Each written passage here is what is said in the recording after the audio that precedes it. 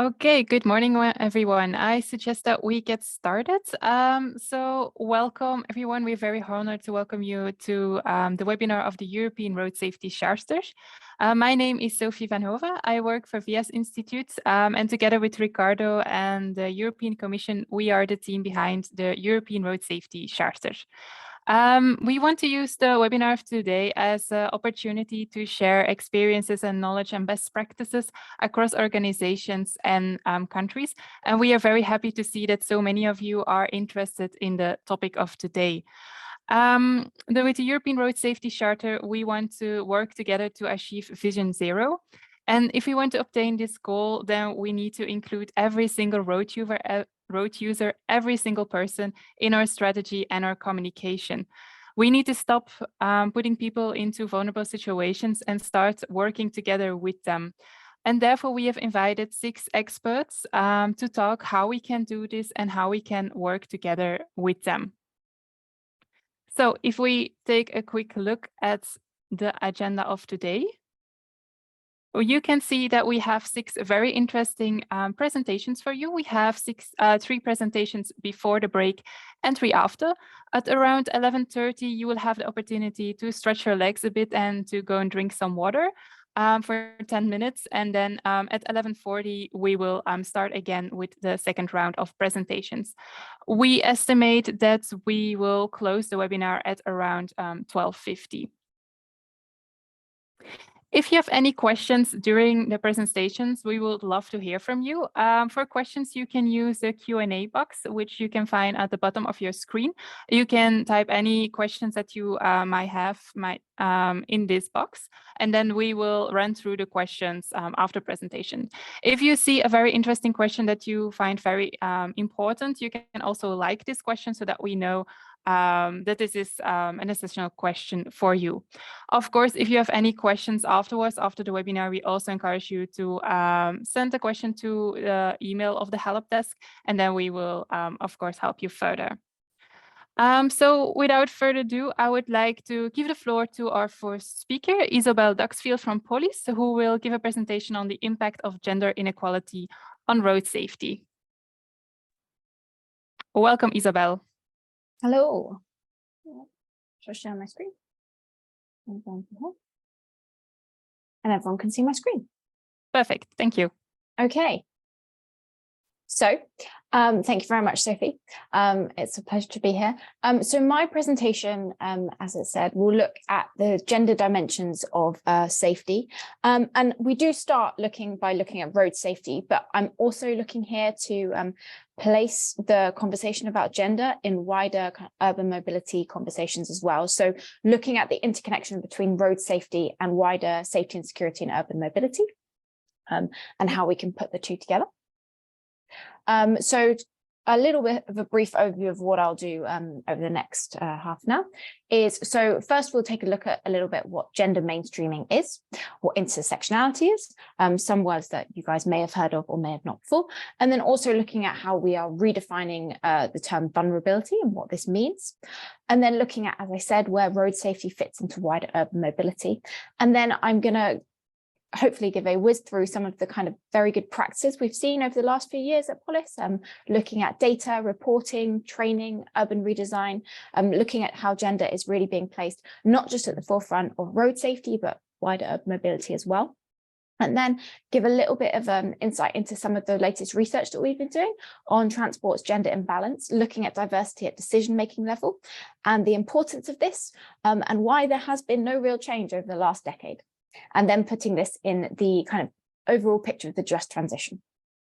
Okay, so over the last few years, urban mobility, not just road safety, has paid increasing attention to gender equality. So we've had a lot of really good studies the world over, not just in Europe, but especially in Australia, in the US, in Asia, looking at how gender considerations are being put into road transport, into all types of mobility, not just urban mobility as well. And so what is gender mainstreaming? So over my picture, so I can't see. There we go. So gender mainstreaming is what we're talking about today, is how we really place both men's and women's interests and concerns at the forefront of urban mobility. So taking into account travel patterns, experiences of safety and security, vehicle design, all other aspects which shape transport choices and experiences. And I've put here for women, but that is also for men as well.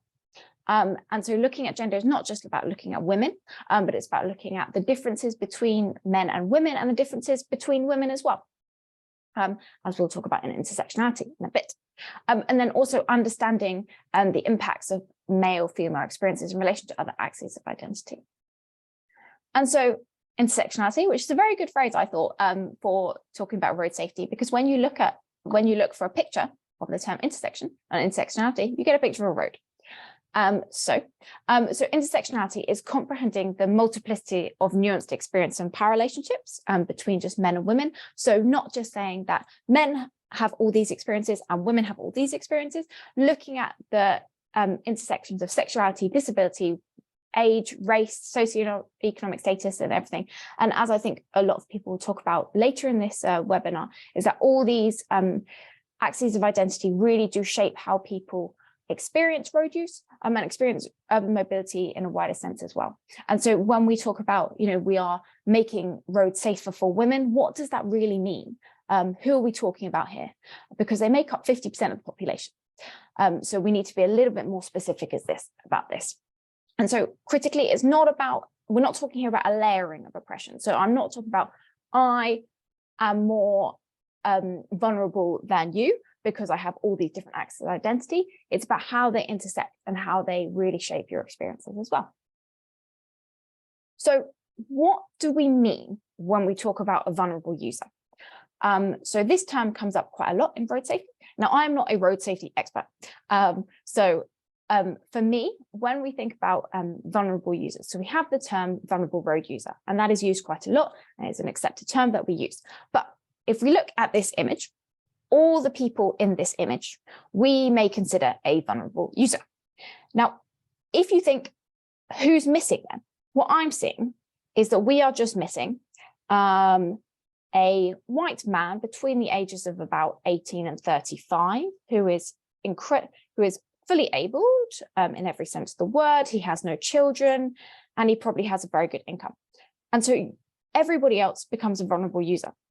And so I think that we talk about a little about next. So why is it important to kind of really interrogate what we mean about vulnerable road users when we're talking about how do we make road safety work for vulnerable road users? So what I would argue is that we use a term kind of almost uncritically and indiscriminately. So as I said, if we talk about gender, women are 50% of the population. So to say we're a vulnerable road user doesn't really get us anywhere. So number one, this kind of disempowers and removes the agency of those considered vulnerable. So women become the vulnerable users, and that does nothing to kind of reflect how we can and we do shape our own lives as well. And then also it overlooks the fact that when we talk about vulnerability, it's in fact the mobility infrastructure that is creating this vulnerability. So if we think about disabled being a verb, not a noun. So I am disabled by something. I am not disabled. So I, as a woman, become a vulnerable road user, not because I'm inherently vulnerable, but because the way that these infrastructure and services are configured make me vulnerable. So this is just a snippet of kind of where we are with kind of road safety. And so this is some of the latest research about who is impacted by road safety the most, as we say. As I said here, I don't think this is the best breakdown if we just look at male and female fatalities, but this is where the data is. And actually, if you look at some data, there is not that much looking at kind of intersectional experiences of road safety as well. So I would say that anybody out there on this webinar who wants to do more research on this, there is definitely a void there. So looking at women overrepresented in pedestrian fatalities, men make up more moped and motorcycle fatalities, but there is not much research on why this is as such. I mean, there's a lot of kind of speculative stuff, but there is a lot more to be done. Okay, so where does this fit into about wider conversations about urban mobility? There we go. wider conversations about gender and public space. So when we think about road safety, this really intersects with the design of urban space, so how that accommodates gendered access needs. As we'll talk about a little bit later, gender diversity in transport, in the transport sector, who are making these decisions. And then security on and around public transport, because this is what I'll talk about a little bit over the next few slides. And I think this intersects really fantastically with road safety as well, because the decisions that somebody makes to take a certain trip is also about the decision that they took not to make that trip, and why they either didn't take that trip or they took an alternative trip. And so some of the figures we're seeing on road safety are really, really impacted and do impact by public transport as well. So taking a look about safety and security and urban mobility. So this is something that's being researched quite a lot more recently, which is fantastic. So in the UK, YouGov recently revealed that over a third of Londoners, so that's not just women here, third of Londoners have been subject to unwanted sexual behaviour while travelling on public transport. And in Catalonia, their 2022 study put that nearer 2/3. And so there is some fantastic data out there that's really showing kind of the extent and the breadth of this issue. And I think this chart here really shows that as well. And so actually, so women make up more than 50% of users. I mean, they are a key user group of public transport services, yet we're seeing that 40% are avoiding certain transit options. So that means where they go and what times of the day they go, out of fears of sexual harassment. So this is twice as likely as men. Now, the women are a key user group here, and a lot of transport operators are still trying to recover post-COVID. And research in the UK forecasts that actually, if the number of public transport users could increase by 10% if passengers, especially women, felt safer. So tackling this kind of safety and security aspect is important for everybody. So one of the first key things is, do we have the data? And I won't go too far into some of these. I'm sure I can send this presentation around afterwards. I'm sure they won't mind it. But we are seeing lots of cities and regions conduct extensive data on safety and security in and around public transport. So there have been some amazing studies in Catalonia, which have really expanded the questions they ask and who they ask and the frequency of these studies. And then we've seen cities club together. So we've seen the Northern Netherlands, they have clubbed together to do some research in all their cities to understand the differences between people's feelings of safety and security. And then obviously we have Umea, who is a small and medium-sized city, who's done a lot of work on this, and they have identified the ways that women and men travel differently, and that actually not just the impacts on public transport use, but impacts on environment as well.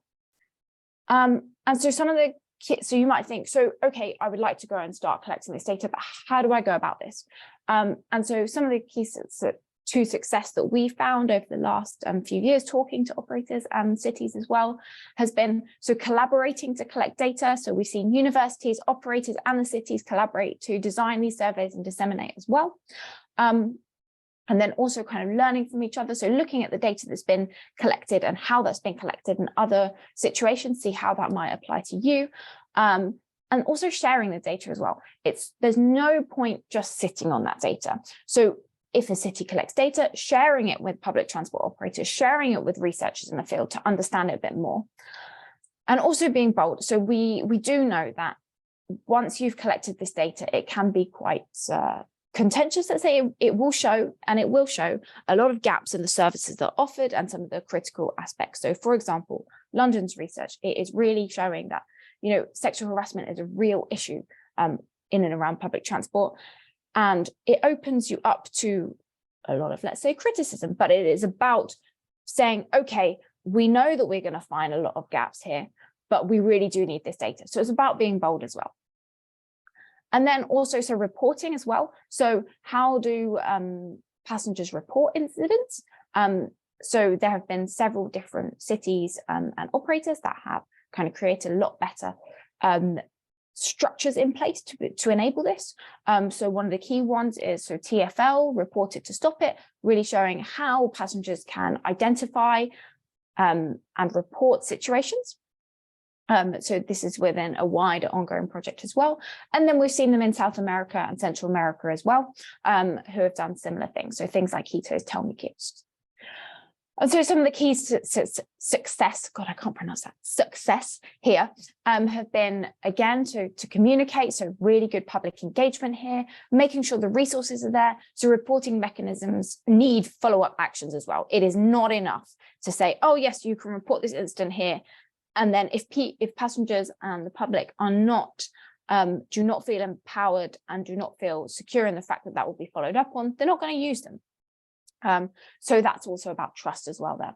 And then collaboration as well, as I said before. So you've got this really need to unite law enforcement, transport operators, NGOs, everybody who's involved to really make these reporting mechanisms work. And then staff training as well.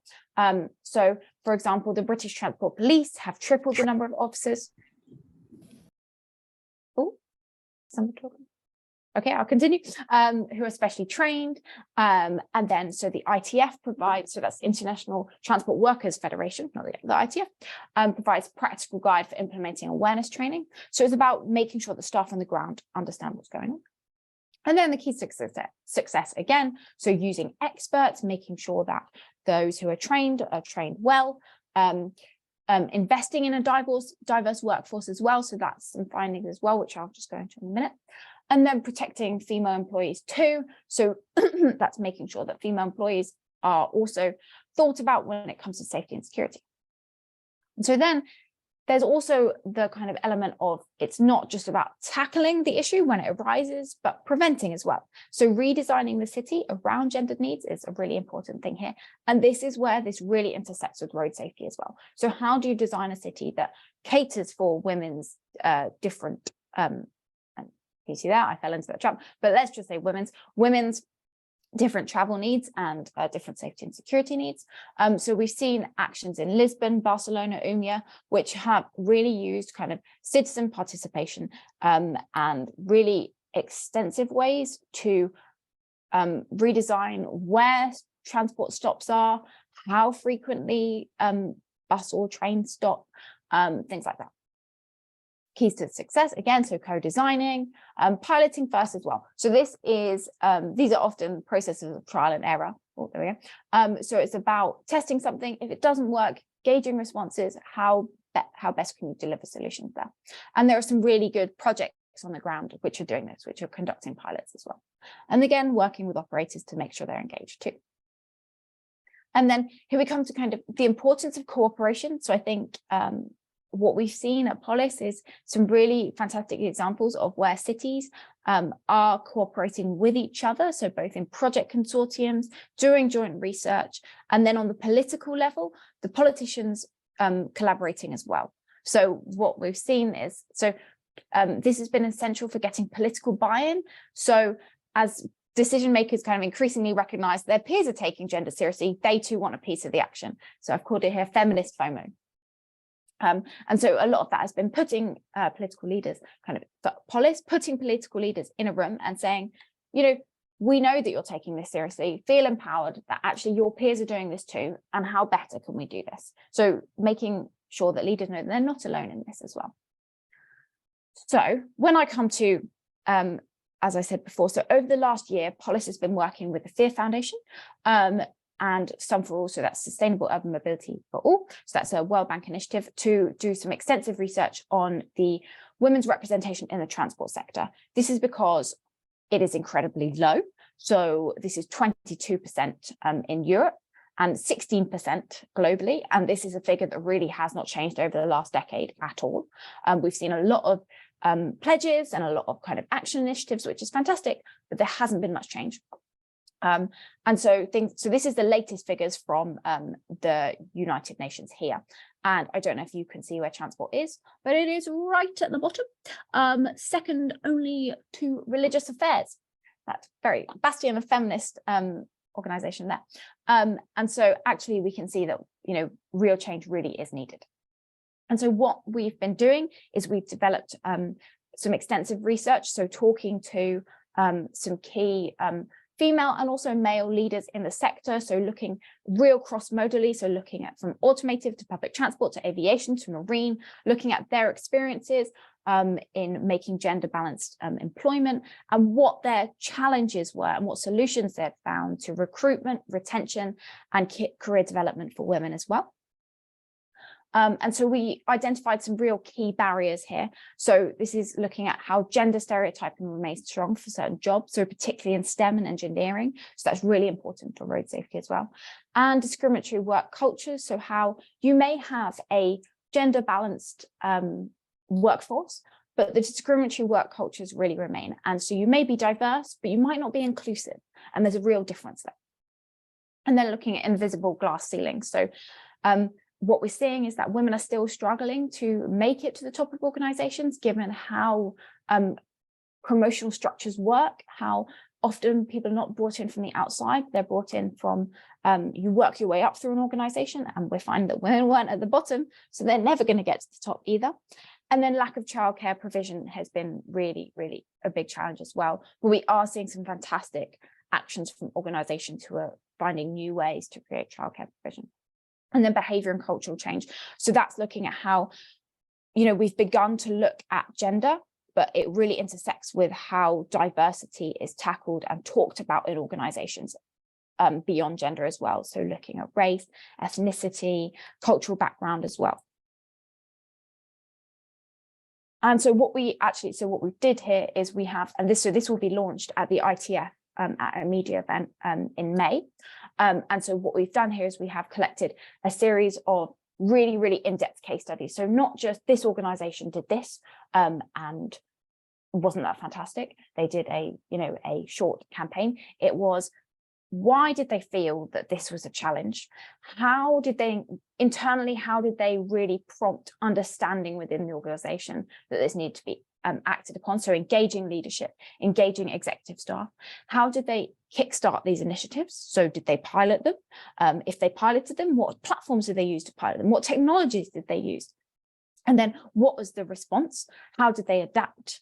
And then how have they kind of scaled this up going forward? So they're really, really in depth. And we developed these by talking to those who had actually done this on the ground. So kind of senior HR people and those involved across the organization in employment practices as well. And so this is my last slide. So this is all part of what we would say a just transition. So here, this was developed by my colleague. So looking at how gender, how all axes of kind of identity and accessibility and inclusion and diversity all kind of interact within the urban mobility sphere. So here we have everything from, as I've talked about here, so we have road transport really is involved, as we've seen across this presentation, is involved in public transport. It is involved in inclusive digitalization, is involved especially in Ubers as well, and inclusive active travel and parking and electrification. So hopefully you can really see here that I think for me, this is a really good way to end this, is looking at, when we're looking at road safety, these are all the different things that we need to consider as well. Now, this can be, incredibly daunting. If we look at this, we think, oh, we've got to tackle all of these. But it's about understanding that we can't just look at one different piece of the puzzle, but we need to see how they connect. Okay, that's me. Thank you very much, Isobel, for the very interesting presentation.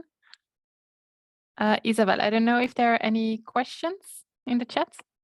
Yes, there are. There are a lot of good mornings from all countries, so good morning to you all. We have a question from Socrates, but I suppose the question was already answered. What has gender has to do how you drive? So Isobel, that was quite in the beginning of your presentation, so I think you really give an answer to that question. Unless you say that you want to answer that still, that one still. Yeah, there is one thing that I guess that we haven't really talked about here. So I've talked a lot about passenger travel in terms of road safety, but actually there's a lot being done around freight transport as well, as the freight sector really recognizes that it has a serious staff shortage. And to tackle this, they are really trying to drive up the recruitment of women. And so a lot of this has been finding new ways to encourage and empower women to enter these roles.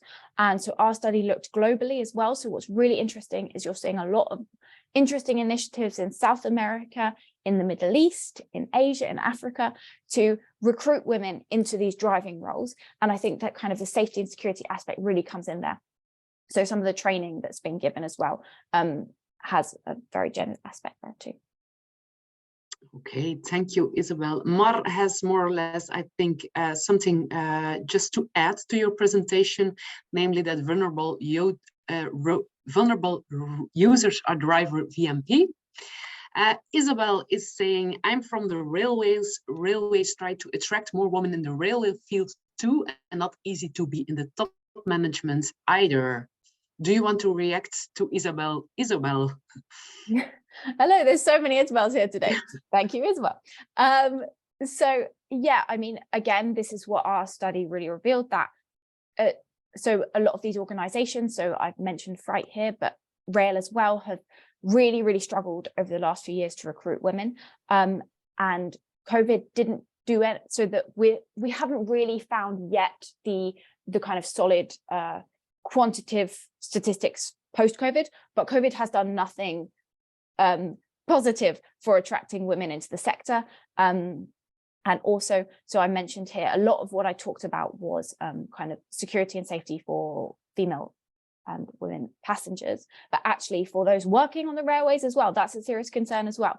And I think, so what's really interesting is the ITF have done a lot around protecting female transport workers, specifically rail workers as well, and trying to refocus the conversations on the workers, because often they're left out. I mean, some of this, that presentation, a lot of the stuff I talked about is how organizations, so operators and cities and anybody else involved, can create better safety and security conditions for passengers. And I mean, I gave maybe just a short insight into what that means for workers, but it's a real critical issue as well.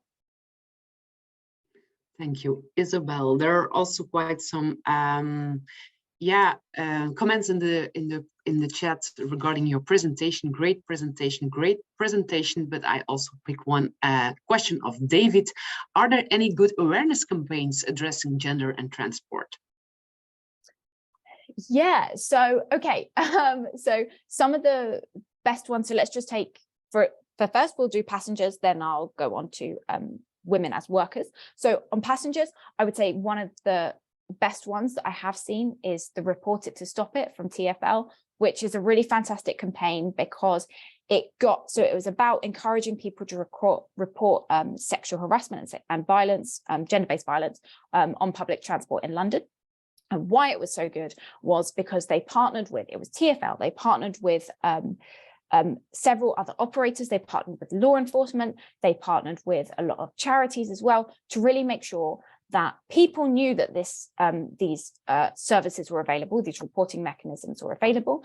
They knew that the law enforcement would be able to follow it up, and people would trust law enforcement to do that.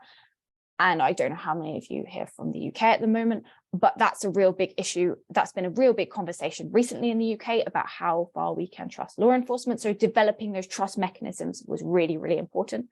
And then the initial campaign, as I mentioned, was kind of a pilot, and then they managed to scale that up and make sure that the systems were in place going forward. So that was really good, because it was about trust, it was about cooperation, it was about piloting at first to make sure you knew what worked. Now, when it comes to good strategies for getting women into the sector, one of the best I've seen is a partnership between Madrid, so EMT Madrid, and Comillas University, and they've created a STEM chair for women. So that encourages women to enter not just STEM education, but then use that STEM education to enter the transport sector.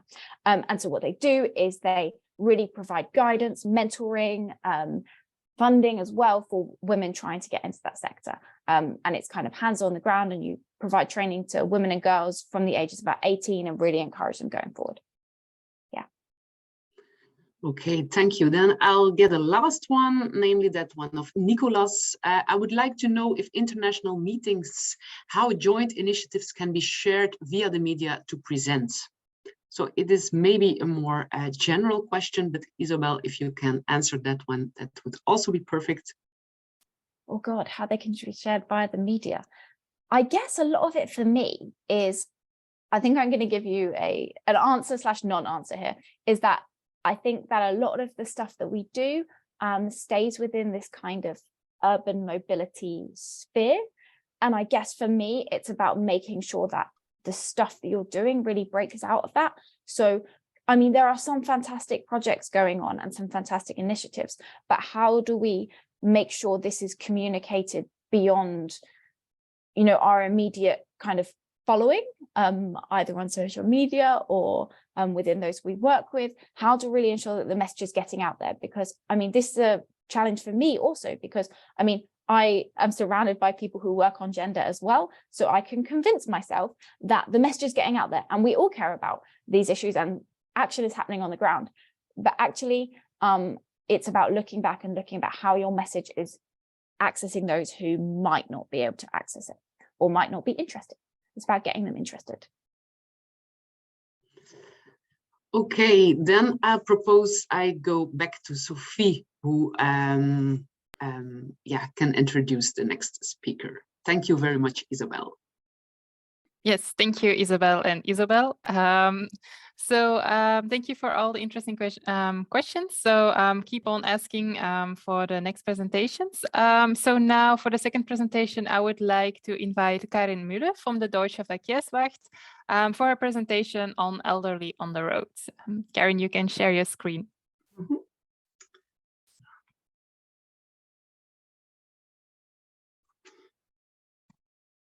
So good morning from my side, from Germany. As I'm from gender and public transport to other forms of mobility and car safety was until now basically made for young males.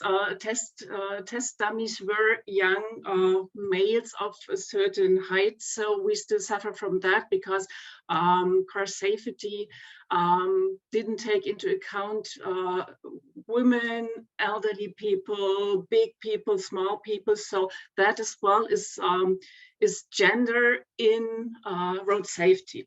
But for today, I'm going to tell you something about safe mobility for the elderly, and I'm going to tell you what, or introduce you to our programs. First of all, let me tell you who we are. Deutsche Verkehrswacht, that's the German Road Safety Association. We are a non-profit organization for road safety. We are committed to increase road safety for all road users. Like the European Road Safety Charter says, our commitment saves lives. Same to us. We were established since 1924, so it's almost about 100 years that we are active in Germany. There's about 600 regional and local Verkehrswachten with about 50,000 volunteers. As I said, we're committed to improve road safety with information, training, experience-oriented learning methods, and practical exercises. We want to increase road safety, reduce the number of accidents, supply information on road safety, offer practical help, and of course, trigger a change of attitudes and behavior. Our programs are funded by the German Federal Ministry for Digital and Transport, by members, by sponsoring and donations, basically. And our work is aimed at vulnerable road users, that is preschool and school children, young and novice drivers, the elderly and cyclists. So we have these as vulnerable road users. Now, talking about safe mobility for the elderly. First of all, what does mobility mean? Mobility means to be agile, to be able to move, to be self-determined and independent, and to actively participate in life. What do we need for safe mobility? Of course, we need to know the rules and we have to follow the rules. We have to be able to perceive what is going on. For example, seeing, hearing when I'm riding my bike on a rough road. I can feel it and I know I have to be a bit more careful. So we have to perceive information and we have to quickly process the information we receive, as well as to react quickly and appropriately. If the car in front of me brakes, I have to brake as well. As well, I need to be agile, not only when I'm walking or cycling, but when I'm driving a car, because I have to shift, I have to brake, I have to look around. And when I'm on the road, I have to be attentive and concentrated. But what happens when we grow older? We experience physical and mental changes, even at a young age. I think the other day I heard that at about 3 months after your birth, you already start changing. And if we look around, everybody or many people need glasses at a young age. And the older we grow, the more we notice that our physical and mental capacities lessen. We're less resilient. We often have diseases. The older people get, the more diseases they have, multiple morbidity we have there. Many of us are on medication. And the older people get, the more of them suffer from daytime sleepiness, which is especially a problem for road safety when somebody is driving. And when an accident happens because of sleepiness, it's usually more severe than if you just, not that, if you're just distracted in another way. All of this can affect everybody, but the extent and the things that change vary from person to person. So time and extent of the changes is very different. Somebody at the age of 80 might be fitter and more agile than somebody at 60. So that really depends on many things. But what affects everyone is that we need more time to process information. So when we grow older, we often have problems in complex situations when prompt reaction is needed. As I said, the information is being processed, or we need more time to process information. So when prompt reaction is needed, we have more problems when there's a lot of traffic on the road, when the situation is unclear or confusing. So all this is getting more difficult to handle when we grow older. So what does all of this have to do with road safety? Let's take a look at the statistics. The proportion of people aged 65 and over in the total population in Germany is about 21.6%. If we take a look at the total of all casualties, which is injured and killed people in road accidents, it's a lot less. It's just about 15%. I have here some figures. The car occupants for cyclists and pedestrians, which is car occupants even a bit less than the total of all casualties. For cyclists and pedestrians, it's about 20%, which is about the proportion of people aged 65 and over. But what really is a problem is when we take a look at fatalities. So as I said, people age 65 and over, they are in the proportion of them in the total of all casualties is 14.6, but in the total of road fatalities, it's almost 37%, which means that more than 1 out of 3 people killed in a road accident is 65 and over. And out of these, it's especially the people who are 75 and over, which means when an older person is injured in an accident, he or she is more likely to be injured severely or to be killed than younger people. And that is really a problem. Anyhow, people can do something. It's important to adapt to the changes at an early stage and be open and self-critical when it comes to physical and mental capacities, and not only when you turn 65, but even when you're younger. If you take medicines, even when you're 20, you might not be able to drive safely because of the interaction of the medicine. So it's always important to be self-critical when you are on the road. And when people grow older, they can develop coping strategies, like look for routes that are less busy, no matter if you're driving or cycling or walking. Avoid being on the road during rush hour. Don't drive at night when you have problems with night vision. And there's many more things people can change. And it's important to start at an early age. As well, it's important that people stay active and fit, that they get a regular health check, have their eye and ears checked, seek advice on the medications one take. As I said, medicines can cause side effects, drug might interact, and they might influence mental and physical capacities with consequences on road safety. For instance, they might make you dizzy, your reaction slows down, the vision might be affected. So all of that is might have consequences for your road safety. As well, get information and advice on suitable cars and driver assistance systems. And if older people want to ride a bicycle, a pedelec, or even a walker, it's as well important to look for a suitable bike. For instance, like a suitable frame height, so that there's no crossbar, they can get on and off easily. You might have ergonomic handles, mirrors to watch the rear. So there's many things you can change and look for to make your road safety, to improve your road safety. And a very important part, of course, is practice. So here, Deutsche Verkehrswacht comes in.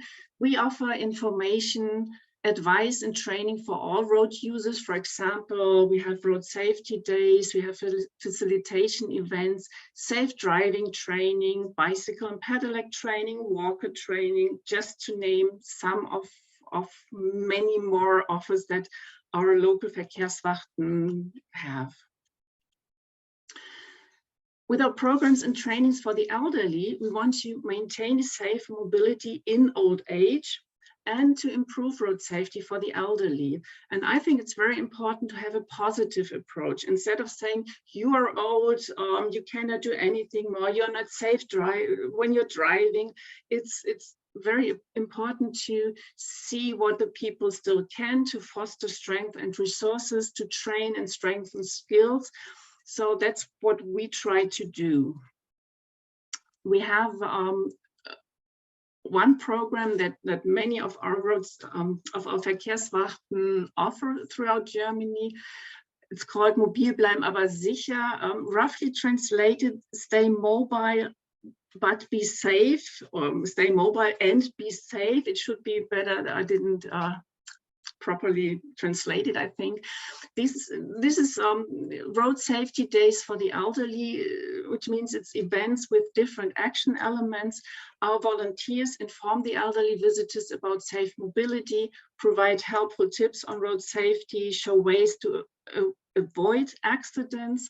And what is very important, we have the visitors can not only get information, advice, but actively participate in experience. So we often have reaction tests, eye and hearing tests, driving simulators, not only cars, but motorbikes and bicycles. So there's different simulators, alco vision and drowsiness goggles, dead angle demonstration, just to name some of the things people can partake in.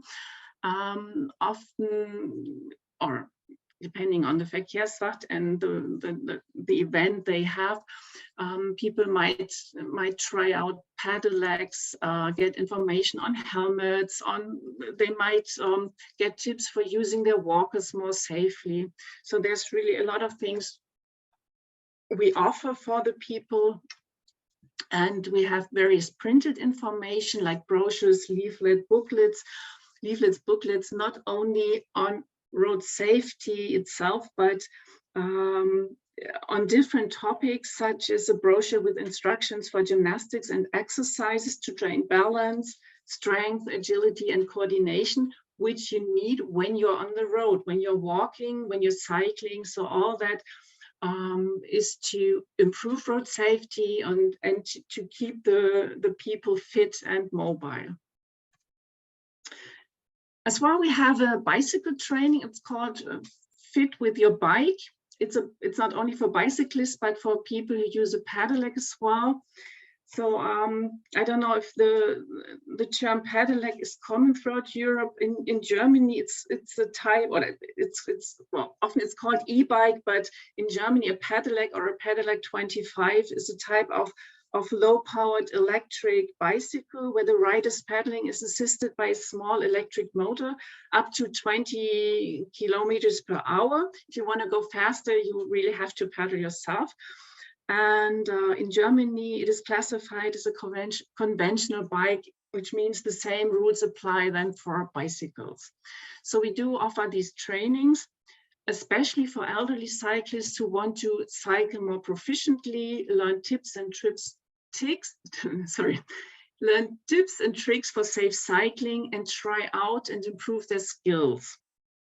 Especially, well, older people, sometimes they stop cycling because they don't feel fit enough, and then they get a pedelec because they think, oh, I have this electric support, so it will be easy for me to cycle. But we see that the people need to be trained or train themselves to ride these bikes. And when accidents happen, they're usually more severe when people use a pedelec. So that's really something where we take care of. And and it's not only that we are out there on the road. From next week, we start our new e-learning platform with different information, or with information for different focus groups. So it has some videos, some quizzes, and it's going to be, well, we're going to have more information. But it's a form of digital learning, because people, especially during the past 3 years, people couldn't say, there were hardly any events going on. And I think people more and more used to get information online, even the elderly. And so they can use our e-learning platform. This is just the basis we start with for the elderly. There's a lot more information for bicyclists and especially for young and novice drivers, but there will be more for the elderly as well. So what else is important? Not only to work with the people, but infrastructure. We already heard something about the redesign of the city for women's needs, for example, but in general, not only for the elderly, infrastructure should be clear, it should be easily comprehensible and barrier-free. We have to have safe path and crossing possibilities, and we need to slow down the traffic. In the past, well, at least in Germany, in the past decades, infrastructure was made for cars, and we still suffer from that because it's made for cars, but not for vulnerable road users. And if it is changing, but still a lot needs to be done. And if we have a better, a clearer, barrier-free infrastructure, it's not only for the elderly, but for children, for parents with their children, for people with disabilities, for everyone. As well, what else is important? Technology. We could use driver assistance systems, especially, well, and the elderly should get advice on what they need. If they live in a rural area, they might benefit from lighting system, whereas in Berlin, it's always light there. You wouldn't need that. You would rather need a parking assistant. And as I said, we have these well, we have these three columns: infrastructure, technology, and the people behavior. It's the third. We have to follow the routes. We have to act with foresight and be considerate of others. So all this together contributes to a safe mobility for all. And today we are going to hear something about road safety for people with disabilities, just to show you that we do have some information online. So for those who know German, feel free to take a look at the material we have. It's a project for, well, roughly translated, mobile participation, kids learn traffic. This information supports pupils with intellectual disabilities to get fit for the everyday challenges of road traffic, and it thus enables them to participate in a self-determined way. But I'm sure we're going to hear more about work with people with disabilities. So this is just for you. If you want even more information, feel free to visit our site. And that's it already. Thank you very much, Karin. That was very interesting. Isobel, over to you for the questions. Yes, Karin, thank you very much for your presentation. You get some congratulations from Jesus from Mafre and greetings from Madrid, because he said that you gave an excellent presentation. Jose has a question. I'm going to say his question. As you know, we have more and more workers elder. We have to work more till we can retire. Do you know any study about the consequences in road accidents with these elder workers? I really don't know. There might, I know that it's a problem, but I don't know of a study. I would have to look for it. You could send me an email and I will see what I can do. Okay, that's perfect. So Jose, you can send Karin an email and she will handle that email. Yep. Morsley is asking, how can technology do more for elderly road users' safety? So how can technology help? Mm-hmm. Well, especially in cars. As I said, road users experience different changes in mental and physical fitness. For instance, as I said, parking assistant, because a lot of small accidents happen when the elderly try to park in. It might help you when your shoulder check doesn't work that properly, because you should have to do this, but older people get stiff here, so that's a problem. And there's systems that might warn you when you drive and you want to change the lane or turn left or right. It will warn you to say, watch out, there's a car behind you or a car coming. There's assistance systems that warn you when a cyclist is coming. So there's many different things, but you always have to see what you need, because if you have too many assistance systems, it might be too much for you to handle. So as I said, if you live in a rural area, a lighting assistant might be very good, but it's not worth having it in a big city where it's hardly dark. Or braking assistance might help, because as I said, the information it takes longer for us to process the information we receive. So when a car brakes in front, I have to be very quick, especially at a high when I'm very fast. And these systems might help you, not only the elderly, it's for younger people good as well. So, but it's always important to find out what you really need. Okay, thank you, Karin. Another question from Jose. As we are older, do we have more accidents?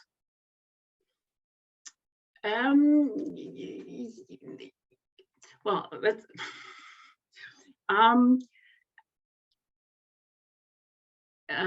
well, that's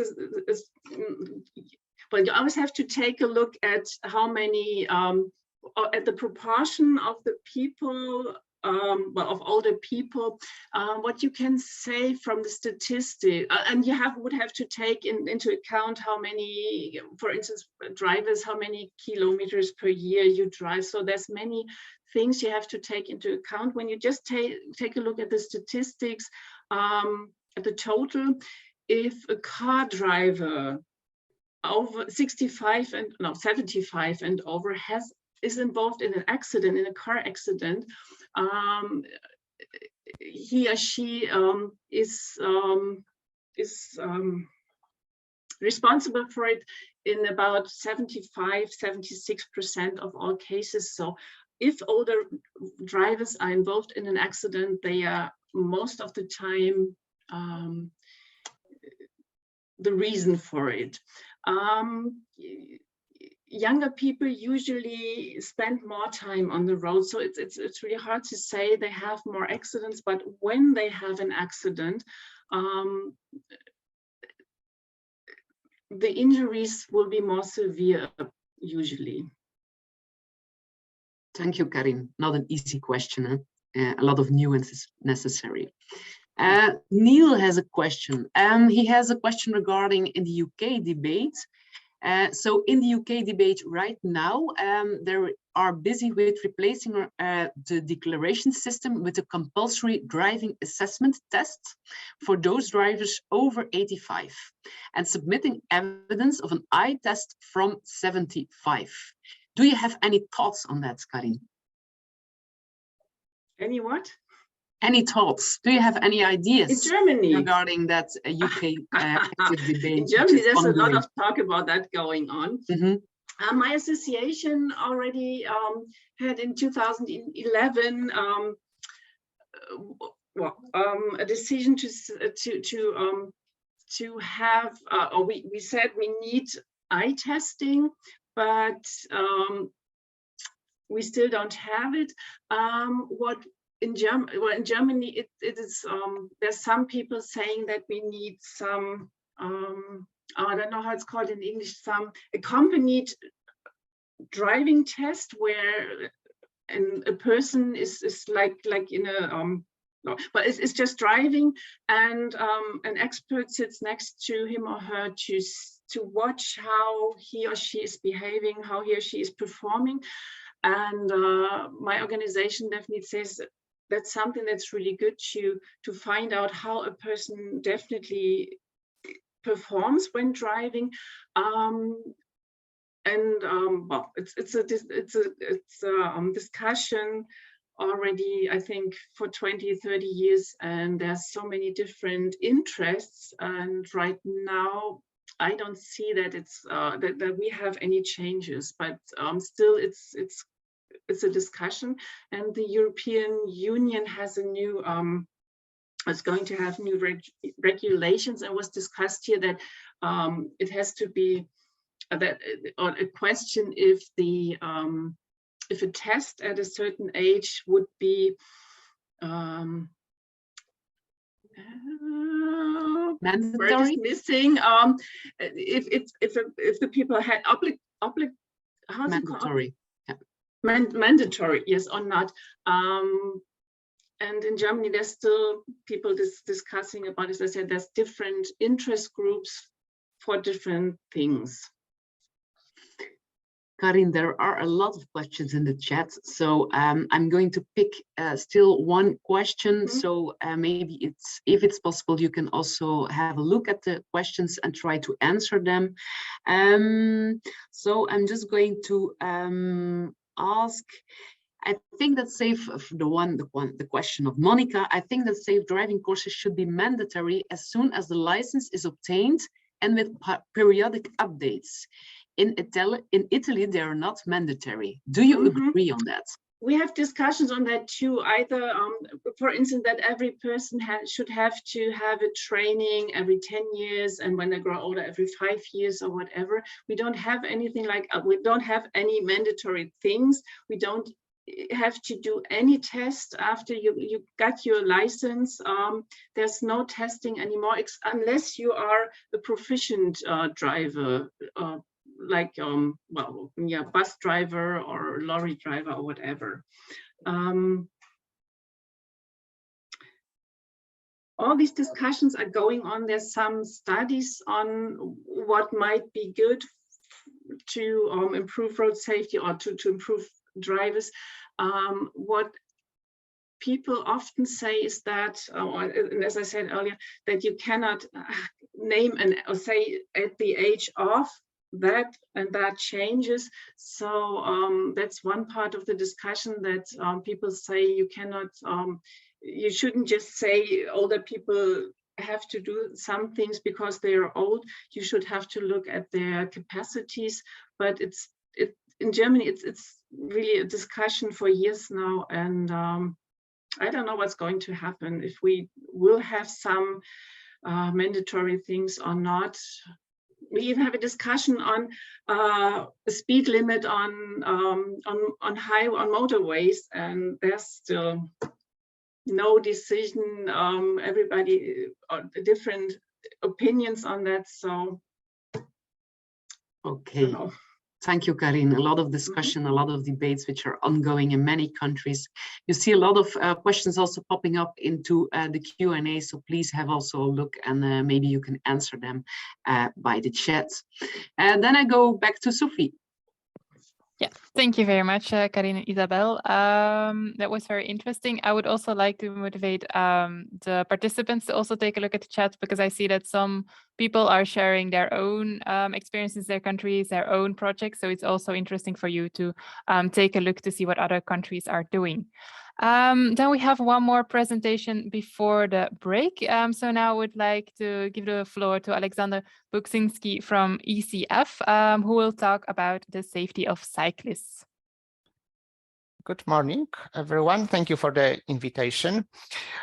I'm a policy officer at the European Cyclist Federation, and my specialty is infrastructure. So I will be focusing mostly on the safety in terms of infrastructure. I would like to briefly introduce some basic principles that we think are good for understanding the cycling and cycling infrastructure. I would like to talk also a bit about regional differences that happen between different parts of Europe. It's not a single challenge across the whole Europe. A bit about the current trends and challenges we face. And if I have any time left before the break, then also 2 examples of what we consider good practice. But starting with basic principles, there's pretty good systematics of design criteria that make cycling infrastructure suitable for cycling. It was first formulated by a Dutch organization long time ago, but now it's more or less spread and adapted in different national, regional, or local standards and guidelines across Europe. And these 5 criteria that cycling infrastructure should meet is coherence, directness, attractiveness, safety, and comfort. And if you look about, if you start with safety, because we're talking about safety today, one of the most basic requirements is that cyclists should be somehow separated from fast and heavy motorized traffic.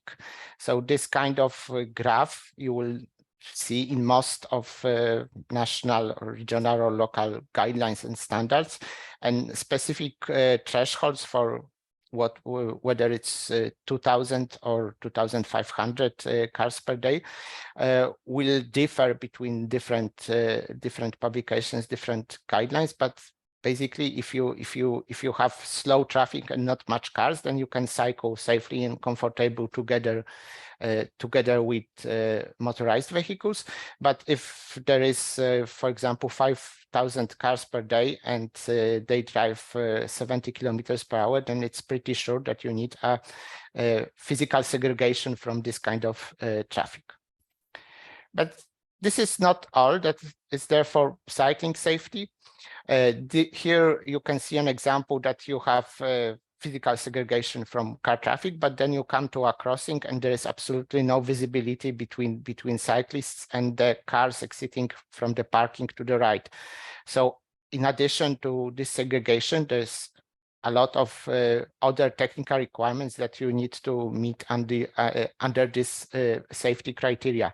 So it's visibility displays, the radius of horizontal and vertical curves, the width clearance next to the cycle track, gradient, surface quality, and so on and so on.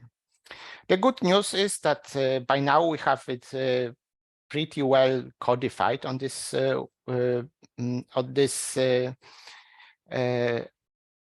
basic level, not only in national regional guidelines, but also in some international comparisons, research done in the frame of either in the frame of European projects or other initiatives.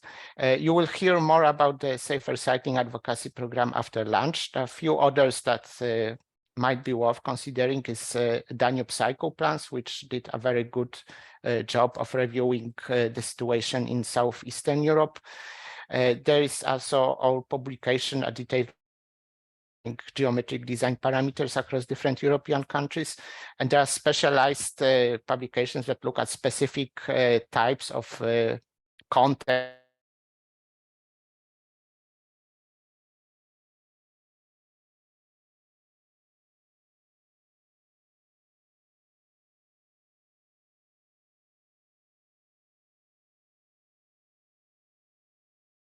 is only one of the criteria of designing or managing cycling infrastructure. We're not really interested that in an infrastructure that is 100% safe, but doesn't meet the other 5 criteria. This is, you can see an example on of a cycle track that doesn't register any accidents. No one died, no one injured themselves here, but it doesn't really have any added value. It's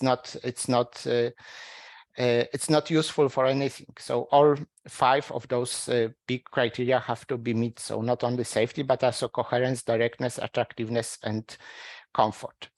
And this brings me to a subject that was already started in the Q&A session.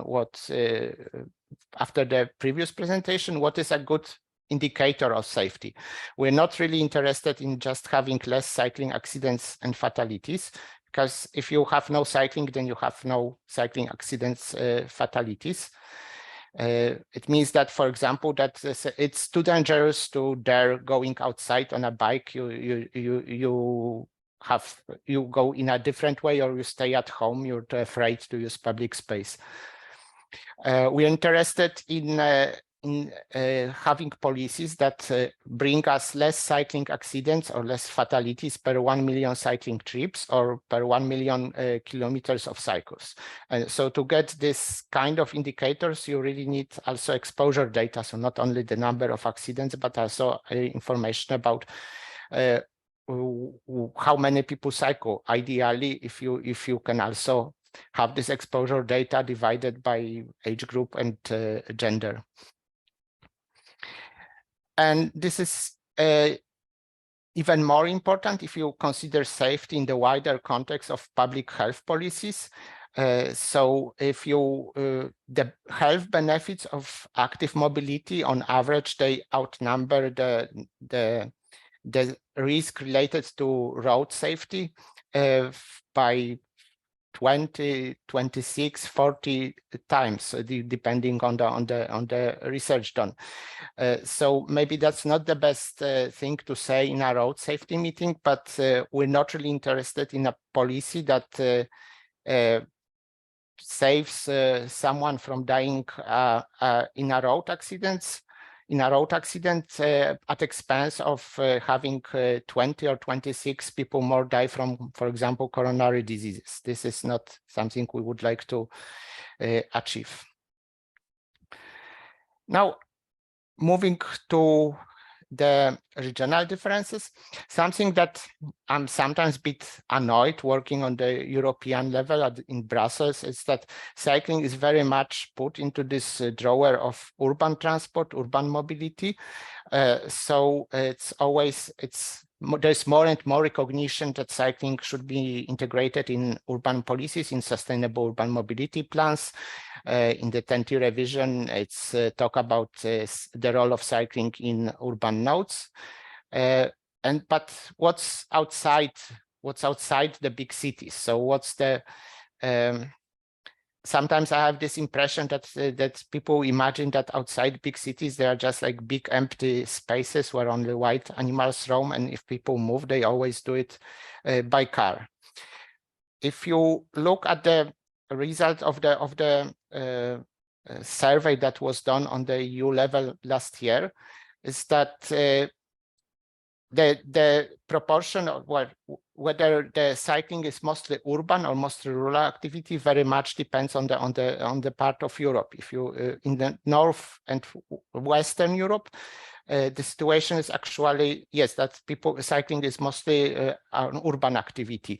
But the more you go to the east, the more you see cycling as basic form of transport in rural areas. Of course, there are also exceptions like Belgium or Slovenia, but the general image is clear.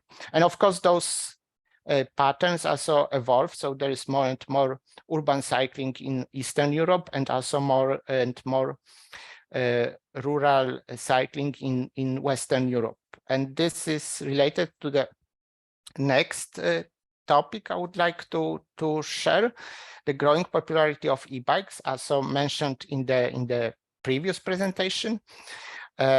We have seen in the last 15 years the sales of e-bikes growing from some 50,000 per year to more than 5 million per year. And it makes cycling much more accessible, for example, for elderly people, for parents with kids, also in new areas, in very hilly areas or very windy areas. It also makes feasible cycling for longer distances. It's not that uncommon now to see people commuting 20 kilometers on an e-bike, which also means that it's feasible option in rural or suburban areas, not only in the core urban areas. But to tap into this potential and to use it safely, we need somehow higher design standards, and we need to expand the cycle networks from urban areas to whole regions, also maybe changing the governance structures in the process. So yet what I would like you to remember is that cycling is not urban mobility. Overall, 42 of cycle fatalities across the whole European Union happen outside urban areas. And on one side, cycling is still a basic form of transport in many rural areas. On the other, the e-bikes allow to cover longer distances, and we see a comeback of cycling in rural areas also, where it seemed to be a completely urban activity. And we also need to a discussion what to do about rural roads. There's more and more acceptance or discussion about reducing the speed limit in urban areas to 30 kilometers per hour. But what is the right speed limit for rural roads where you mix where there isn't justification to have segregated cycle tracks everywhere, and in some roads there needs to be a coexistence of drivers and cyclists. What is the speed limit? From some experiences, it seems that maybe 60 is this speed where there is enough time to react and to adapt the speed in case a cyclist and a car driver meet. A challenge I would like to talk about is integrating cycling in big infrastructure projects. We hear from our member organizations quite a lot of cases where a major motorway, major railway project sabotaged a cycle route or the whole network. This is quite an old example from Hungary. On the right, you can see the city of Szeged. The green lines are the cycle network, which you can see there's a developed cycle network in Szeged, and there is a cycle track on the left leading to the towns of Domasek and Morahalom. But in the middle, there is a big gap, and this gap was not there. It was created with the construction of motorway from Budapest to Belgrade. The designers didn't really, the designers thought, oh, we're designing a motorway, we don't have to think about cyclists. So they didn't include anything in this interchange, and now we're with very expensive and complicated problem to solve that hasn't been solved up until now.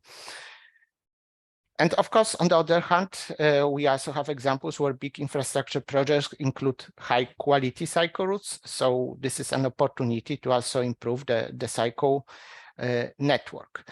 But if you don't include them at the early stage of design, early stage of developing the infrastructure, then the errors are expensive to fix.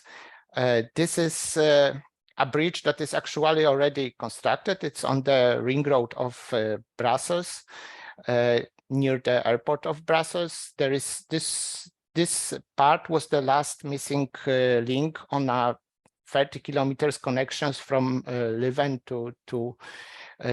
to Brussels, and this 2-kilometer section across the ring road and some other barriers in the vicinity was more expensive than all the other investments to create the rest of the route.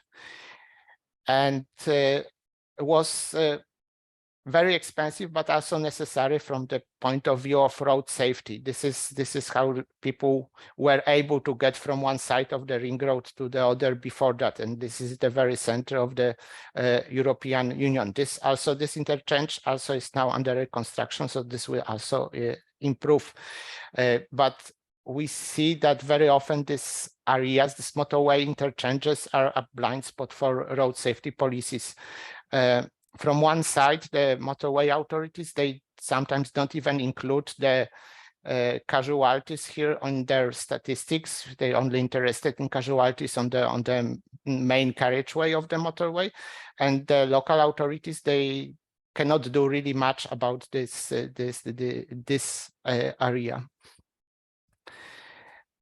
And to zoom out a bit, this is only. This bridge was only one of 21 projects that are carried out about now to make the Brussels ring road less of a barrier for cycling, for walking, to address this barrier that was created between the city and the suburbs.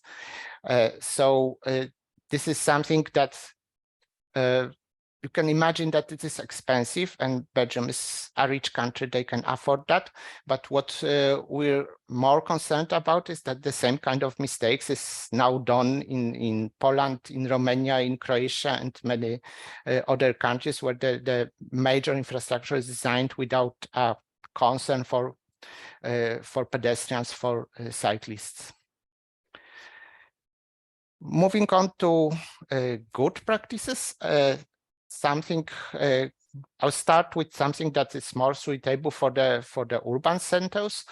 This is a picture from Groningen in the Netherlands. This is a city that is about, I think, 150 to 100,000 inhabitants, where more than 50% of all trips are done by bicycle. On this picture, you see a crossing somewhere in the center, and in this case, it's even more than 50% of cyclists. But you probably don't see any dedicated cycling infrastructure here. And this is a result of quite old idea or quite old policy. It started in the 70s with so-called traffic circulation plans. The center of the town was split into 4 sectors. Each of those sectors is still was and is still accessible by car, but to move between the sectors, you would have to leave and go on the ring road. So this basically physically made impossible through traffic through the city center, creating good conditions for cycling, for walking within the city center. And this has been repeated in many different contexts, many different types of cities, for either building new cities from scratch or retrofitting in old towns of historical cities. This is a quite recent example from Ghent in Belgium, also with quite good safety results. If I remember correctly, something like 30% less accidents in first year after introducing this circulation plan. And you can hear about it into many different brand names. If in the lowlands, it's usually circulation plan. If you go to the UK, it's called low traffic neighborhood. If you go to Barcelona, you will hear about super blocks. But the concept is basically the same: eliminate through traffic from some areas, vulnerable areas, to make it safe for pedestrians, for cyclists to share the road there. And this is what we call invisible cycle infrastructure. So there is no dedicated cycle tracks, but nevertheless, the conditions for cycling are good. This can be done by this kind of road blocks, but it can also be done, for example, by a system of one-way streets that are designed to not make it possible to use the specific streets for through traffic, but are completely permeable for cyclists. And coming back to the rural areas, there are also examples of applying the same concept in rural areas. In this case, this is so-called tractor gate, where you can go across with a bicycle, but also with a tractor. But you cannot, for example, use this street to avoid a traffic jam on the motorway if to bypass the area. And the last example I would like to show is about going to this regional level, so moving from the city center to the regional level. This is an example from my home country, from Poland. Poland is one of the biggest recipients of EU funding, or the biggest recipient of EU funding for cycling infrastructure. Basically, almost all of the Polish regions had EU funds for cycling infrastructure in the last EU budget, but only 2 of the 16 regions managed to create more or less create some sort of coherent network on the regional level. On one side, there is West Pomerania in northwest of Poland, and on the right, there's Małopolska in the south of Poland. Completely different regions in terms of geography, population, or settlement structure, but they did manage something that the other regions didn't. And we tried to identify the success factors behind that. It was and it seems it will be mostly about governance, about the region really taking an active role into designing and prioritizing some selected routes as a backbone, correctly identifying low-hanging fruits, so where you can have good cycling corridor that can create a backbone for the network, also integration with public transport. And to a certain degree, which not always was successful, was but also this integration with major investments, not only roads, but also, for example, flat embankments or train stations. So the things I would like you to remember from this presentation is that the safety of cycling should be taken in the wider context of public health, the health benefits of active mobility. It's good to remember that cycling is not only limited to urban centers, that we have more and more e-bikes, and probably soon it will be majority of cycling on the e-bikes, and that it is important to integrate cycling in other infrastructure projects, not just do cycling project, but make it an integral part of other investments. There are good practices, there are guidelines, standards, research, and if you want to know more, I would like you to invite to Leipzig in 2 weeks' time. We have our annual conference, and then we talk about cycling and cycling safety, not in 25 minutes, but in 4 days in 5 parallel tracks. So there is a bit more time to get into details on the topic. Thank you very much. Thank you, Aleksander, for the wonderful presentation and the many good practices that you showed. Over to Isobel for the questions. Yes, there are some questions. Jaco has a question. It's quite a big one, so listen carefully. What is the safest road solution for cycling? A cycling lane or a separate cycle track? And how much separation from the carriageway? It is at intersections where those conflicts of interest come up, and to some extent at bus stops. Eliminating car traffic is the safest of all, but if we're talking about the city where no mode of transport is completely banned. So what do you think about this, Aleksander, sorry. Yeah, the cycle lanes or cycle versus cycle tracks is one of the holy wars in the cycling infrastructure war. So the advantage of one is a cycle track gives you more safety in between crossings, and can make drivers forget about the cyclists when they come to the conflict point. And from my side, I'd like to stay neutral in this war. So I think it depends on the factors like what is the speed on the road, what is the density of crossings, is there a lot of parking? All of those can affect whether one solution or the other is better suited for that place. If you have low speed, then cycle lane might be acceptable. If it's for example 70 kilometers per hour road, then I think a cycle track is the only feasible option. Okay, thank you. Another one, how to make people switch from e-scooters to much safer and healthier pedelecs?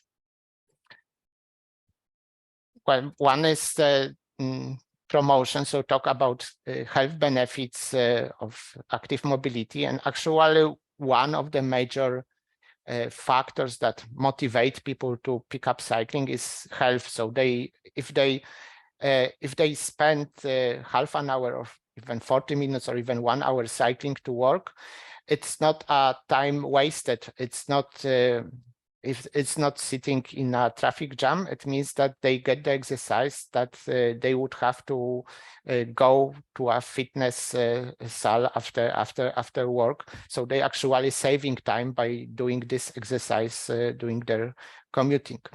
The other issue, the other approach is you can also try to approach it from a more regulatory way and to create a environment where cycling is more easier to accept than the scooters. And I think, as mentioned already in the question, actually pedelecs are safer to use than scooters because of the size of wheels and how the center of weight is situated in comparison to the wheelbase. So the research is still coming in, but it seems that it's 5 to 10 times safer to ride a pedelec than to ride a scooter. Thank you, Aleksander. A question from Jesus from Mafre. Aleksander, what is your opinion on cycle wrap? Fundación Mafro is also supporting this year's pilot project, and I would like to know your opinion on this project. Yeah, we are in the advisory board of CycleWrap, so we also support this in a way. And I think it's a great project to get a picture, general picture of all the different factors that affect safety of cycling infrastructure. And it also it's a great collection of bibliography on cycling, on safety of cycling infrastructure. So if you go through all the references for CycleWrap methodology, you can learn really a lot about how different infrastructure elements impact safety. The thing you need to be aware of is that it doesn't provide much granularity. So it's it only, for example, considers whether you have width more or less than 2 meters. It will not help you design or to evaluate the finer details, whether you need, I don't know, 2 meters 70 or 2 meters 30 in a given specific context, given the specific situation. So it will not answer all your questions about cycling infrastructure. Thank you very much, Aleksander. There are still some questions in the Q&A, so I would also like to invite you to have a look at these, and if you want, try to answer them. Thank you very much for your presentation, and I pass the floor back to Sophie.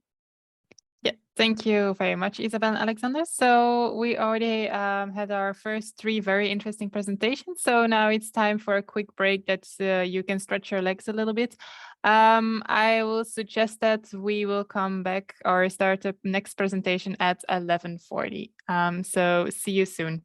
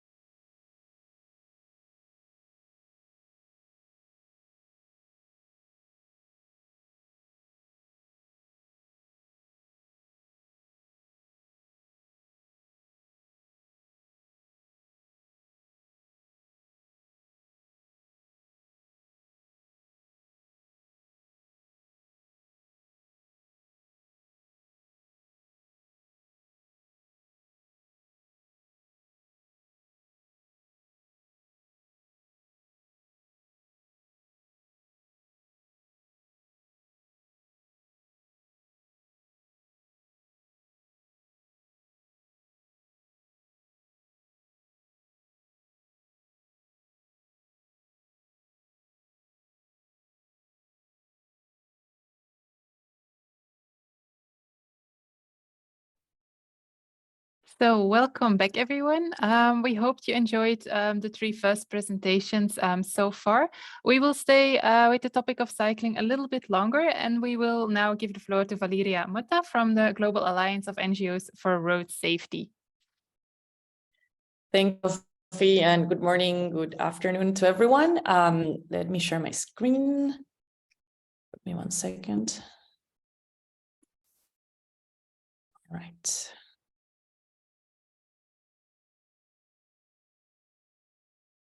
Okay.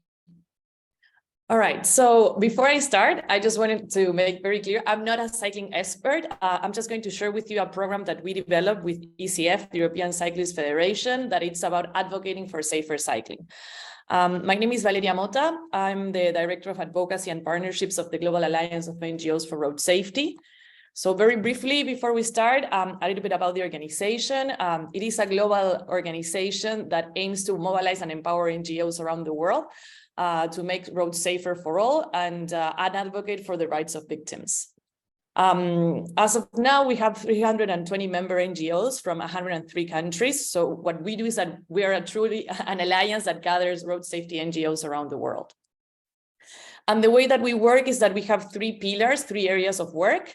One is what we call networking and sharing. And it's basically about strengthening the network and share knowledge between the different member organizations. We work on advocacy and accountability. So we aim to mobilize NGOs through coordinated campaigns, advocacy actions, and data to use their voice and also hold their governments accountable. And finally, we do capacity building because in order to have a strong network and NGOs advocating with a strong voice, we need to build their capacity and empower them, bridging the knowledge gap and increasing the opportunities on information, tools, etc. Okay, so what I want to share today with you is our program that we developed back in 2019 in collaboration with ECF and funded by FedEx. The program is called Safer Cycling Advocate Program. And what we aim to do was to bring together people who wish to improve the safety of cyclists. As you know, we work with road safety NGOs, and a lot of the road safety NGOs that are part of our network are not necessarily very familiar with safer cycling. So we saw an opportunity on developing a program that had information so road safety NGOs could start advocating or supporting a cyclist organization and calling for safer cycling. In particular, the program had like three phases or three stages. The first one was to develop the Safer Cycling Advocate Program Best Practice Guide. This guide basically compiled best cycling policies, especially focused on what has been done in the Netherlands and in Denmark to develop a best practice guide. And this guide was translated into 7 languages. So we have it in English, Spanish, Italian, Polish, Serbian, Croatian, Bosnian, and Italian. I think those are the languages. And this best practice guide touched base on several aspects. One on infrastructure, and you will many of the examples that were presented before by Aleksander are in the guide. Vehicle safety, so this is related the different types of bicycles and the different type of technology that can be used.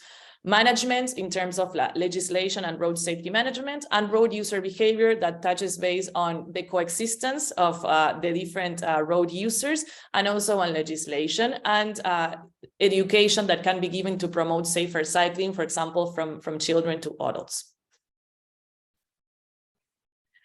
The program itself, firstly, as I mentioned, we developed the guide, and the aim that we had that we didn't want to have like this guide on a shelf, sitting on a shelf. So we developed a capacity building session that was focused for NGOs, and it was a 2-day training or 2-day session that touched base on the technical aspects that were included on the guide, but also on ways to how to do advocacy with the guide. And this training was given in the 6 countries that were part of the program that you can see here in the map. So in Europe, we have Spain, Italy, Poland, Slovenia, Croatia, and Bosnia. And in Latin America, Mexico, Colombia, and Brazil were part of the program, but also we had NGOs from Ecuador and Argentina participating of the training.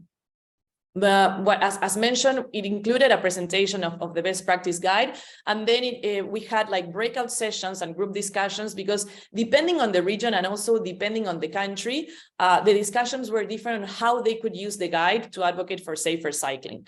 And also the training was used in different ways. In some countries, it was used to improve local infrastructure and legislation, and in others, they used the guide to directly start engaging with the decision makers. This is just like a picture of like how we run the program. It was mainly due to COVID situation that we did it with online sessions, but it turned out to work quite well because we were able, because Zoom has these different functionalities, to have the different breakout rooms with their experience. And here I'm sharing some of the in-country experiences. So as mentioned, for example, the program and the guide, for example, in Bosnia, they use the guide to directly advocate with the Minister of Transport.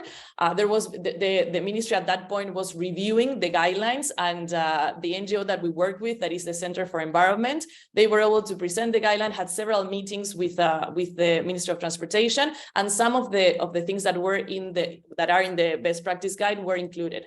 And then, for example, in Croatia, when we ran the program, it was election period. So the NGO that we work in Croatia, that it's called Sindikat Biciklista, they run different surveys to the candidates to see how we're going to improve cycling in the city. We have case studies, and I will put you'll see the link. So from several cities, so you can see how this guide was used in different ways. Also, as part of the program, we not only had the guide itself. As I mentioned, the training was a 2-day training. So the second day, we focused on how to do advocacy and brainstorm on the different ways that advocacy could be done and what type of campaign could be run, depending on the time, depending on how the city or the country that the different NGOs were working at, what was the agenda. And we also developed a couple of like short animations that show like different benefits of cycling or best practices. And this is just a screenshot, so that I cannot show you, but I'll show you later the landing page where you can find all of this. And then here are some of the conclusions that we had after running the program in the 6 countries. In terms of advocacy and how to use it. The first thing is that it's really important whenever you want to advocate for anything, but in particular in this case for safer cycling, is to assess the terrain. So understand what is going on in your city or community or your country, because yes, the best practice guide has a lot of different measures that should be included, but maybe your country or your city is in a different moment. So it's really important to understand the community needs, to build the capacity of your organization or the advocates that want to sit down with the decision makers and collaborate with others. And to collaborate with others, you can also map your stakeholders. Then you have to prepare to act. Something that we realized while we were running the program was that it's great to build the capacity of the NGOs locally, but it's important to secure funding. Why? Because advocating takes time, and NGOs can only do that if they have the funds to put it forward. And also advocacy takes time. So changes won't happen from 1 month to another or from 1 year to another. So allow enough time for the processes to take place. And finally, take action. Sometimes it's really a good idea to run a small pilot. So if you have a small budget to show some of the interventions that are proposed in the guide, it's always a good idea to have that and communicate frequently with your decision maker or champion. And as part of the program, these are some of the resources that we created. We have a landing page that is here. We also have the best practice guide, the animations, and a publication that is called Experiences. And in that publication, you will find different case studies from different cities where the project was run, and also as a small pilot project to introduce cargo bikes as well. So I'm going to show you very quickly the landing page. So if you want to have a look, then you can. Okay. So here, all the resources are open material, like all the resources are open. So there's there's no need for permission. You will find the best practice guide that is here, and you'll see it in different languages. And also you will find the one that is experiences and inspiration. And this one brings also the case studies that are part of the publication. So you can go a bit more in depth, for example, of what happened in Croatia, what happened in Brazil, in Valencia in Spain, or in Bogota in Colombia, just to give some examples. And yeah, that's it. This program, as mentioned, it was funded by FedEx. So obviously to continue the program is depending on funding, but the guide, the publications, and also the animations are open. And if anyone wants to use it, they are there for you to freely use. That's it. Thank you. Thank you very much, Valeria. I think this project is really a very good example of how we can share knowledge and experience between countries and learn from each other. Isobel, are there any questions? At the moment, there are no questions. So please, if you have a question for Valeria, put it in the Q&A. That would be handy.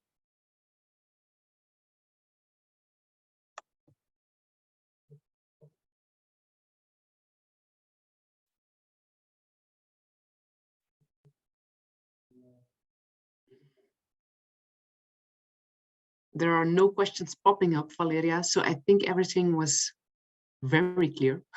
So thank you for your presentation. Great. And I propose we go back to Sophie. Yes, thank you. So now we go on to next topic, also a very important topic that is often not yet discussed within road safety. That's also why we wanted to give them a platform today on the charter. So now I would like to give the floor to Sufjan from Inclusion Europe, and he will talk a little bit more on how we can promote road safety for people with intellectual disabilities. So Sufjan, over to you. Thank you very much. Share the screen. Yeah, I can just share my screen.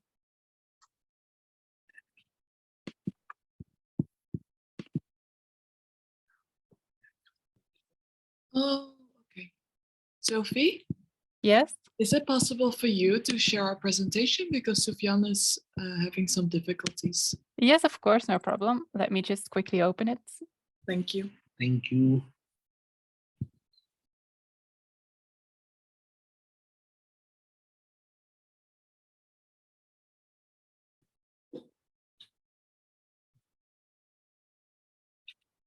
There you go.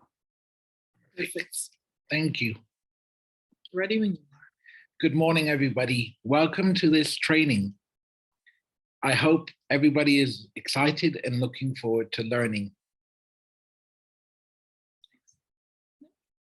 I can't do it. You have to ask Sophie. Can you go to the next slide? So my name is Sufjan El-Amrani. I'm a self-advocate, but I'm also Inclusion Europe's easy to read and self-advocacy expert. Today's training will be about what is easy to read and how you can provide road safety information in easy to read. Next slide, please. But first, let me tell you a bit about what Inclusion Europe is and what we work for. We fight for equal rights and full inclusion of people with intellectual disability and their families. Because we want to see a world where people with intellectual disability enjoy the same rights as everyone else, everywhere, all the time. Next slide, please. This map shows us the number and types of members of Inclusion Europe. We have 20 self-advocacy members, 40 full members, and 17 regional members in 38 different countries. Inclusion Europe represents 20 million people with intellectual disability in Europe. Next slide, please. Why is it hard for people with intellectual disability to access road safety education and information? Because policymakers and society tend to think that people with intellectual disability cannot or do not travel independently. The need for accessible road safety information is not met. Next slide. Road safety education is not targeted towards people with intellectual disabilities, not provided in an accessible way, not taking into account the unique difficulties faced by people with intellectual disability when using the road. This is why easy-to-read translation of road safety information is needed to improve accessibility and equal road safety standards. Next slide, please. Now we get to the easy-to-read training.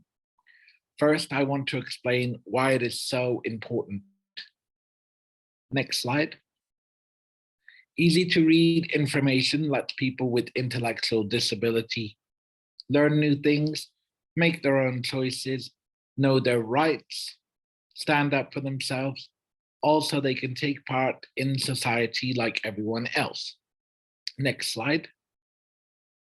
Not only does it help people with intellectual disability, it can be useful for everyone.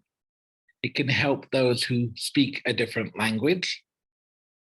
It can help everyone understand difficult words. Next slide. Now I will give you some tips and rules on how to create an easy-to-read document. Next slide. First and most importantly, you must remember these points. Use words that are easy to understand. If you need to use a difficult word, make sure you explain it. Try and only say one thing for each sentence. Always use full names. Do not use abbreviations or pronouns. For example, write European Union, not EU, and write Sufyan goes shopping, not he goes shopping. And lastly, make sure you always have a person with intellectual disability read and check the text. Next slide. Inclusion Europe created guidelines for how to create easy-to-read documents. I was on the team which created these guidelines. It contains helpful tips for making videos, websites, audios, and leaflets accessible. It is available in 16 languages. Next slide, please. Now here are some tips for creating easy-to-read texts. These rules can be used by your organization to make your document easy to read. Next slide. I have given you some basic rules already, but when you begin writing an easy to read, you need to think about these practical questions. Who is going to read this text? And importantly, what do you exactly want to say to them with this text? And again, it is really, really important that a person with intellectual disability is involved in the making. Next slide, please. Here are some do's when it comes to writing and easy to read. Make sure you use words that people know well. Hard words must be explained. Make sure you use the same word for the same thing throughout the text. Write in short sentences. Next slide, please. And now here are some do nots. Do not use abbreviations or pronouns. Do not use different language unless you have to. Do not use big numbers. Do not write numbers, use the digits instead. Next slide, please. Here are some tips on how the text should look. You should use big letters. I like to use Arial 14. Make sure you have a line spacing of 1.5 and double spacing between the paragraphs. Always have your text aligned to the left. It's helpful if you number your pages. It's extra helpful to add pictures to the document. This makes the document easy to read and remember. Next slide, please. I cannot say enough how important it is always to involve a person with disabilities in the drafting. This is why I have given it its own slide. Next slide, please. Now you know how to make an easy to read document.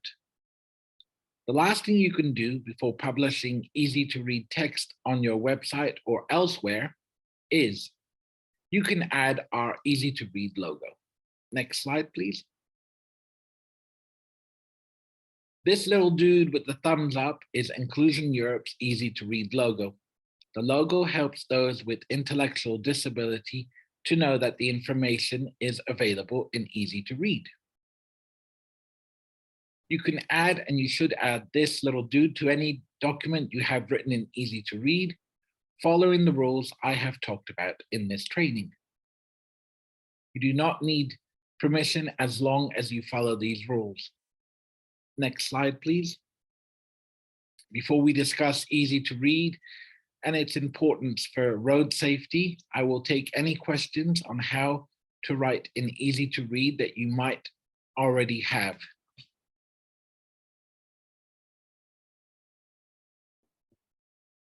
Isobel, are there any specific questions, or should we just continue and then summarize them afterwards?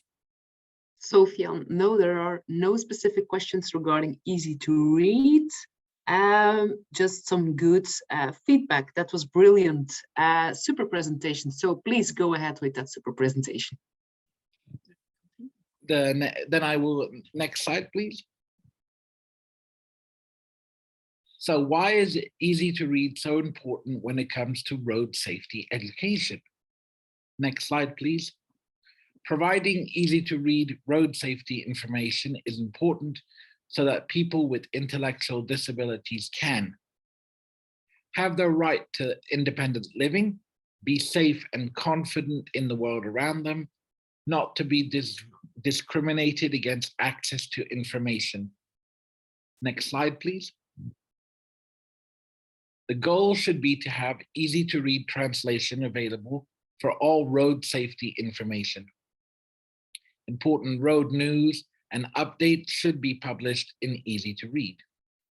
This makes sure that the important news is accessible to people with intellectual disability. For example, if there's going to be a strike or roadworks, people with intellectual disabilities need to know as soon as everyone else.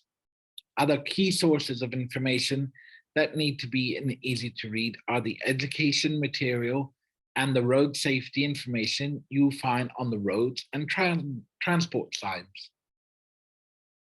Next slide, please.